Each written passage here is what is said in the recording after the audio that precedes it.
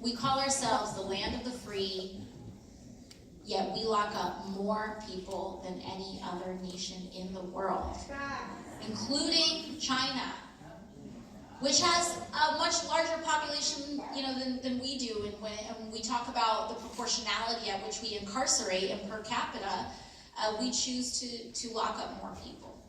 And so a lot of it, I think, has to do with a paradigm shift. And I said this recently too. I tweeted this out, and like a lot of things I tweet out, people got mad. But we were looking at how these folks that got charged in Operation Varsity Blues, where they were charged with paying off folks and having this whole bribery scheme to get their kids into prestigious colleges and universities. And one of the people that was implicated in this is like in negotiations to get 0 to 6 months for her role in that. And I say this over and over again. I said this with this, and I say it with, and I said it on financial services. I said it to the CEO of JP Morgan Chase, right there, to him, that in my district, I represent kids that get locked up because they don't have money for a Metro card. And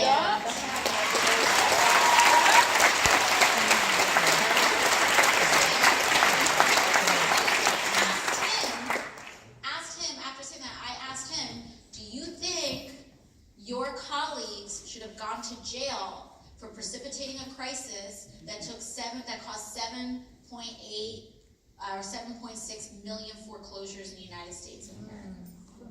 And he said, you'd have to talk to a legal expert about that. And I don't think I need to talk to a legal expert. I think I need to talk to someone with a moral compass that tells you something.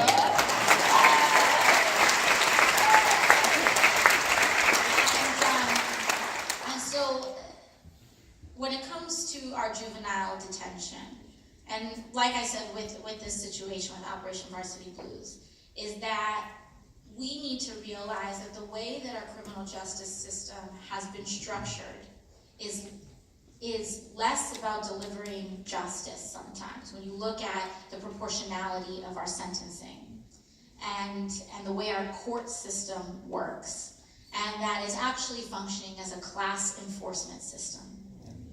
Because the poor get locked up more for crimes that are not as damaging than the rich do for massive schemes of fraud that harm millions of people. And so I think there's a lot of things, and it's really hard because it is systemic. A lot of it goes back to education funding.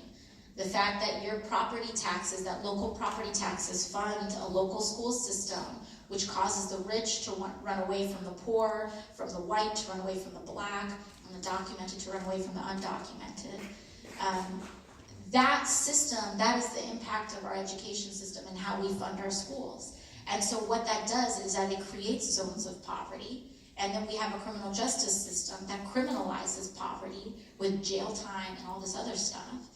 That separates families, not just at our border, but in our criminal justice system through the criminalization of poverty. So there's a lot of things. I think when it comes to our criminal justice system, though, I believe that you have policy assessments that say that about 40% of the people locked up in America right now do not have to be locked up.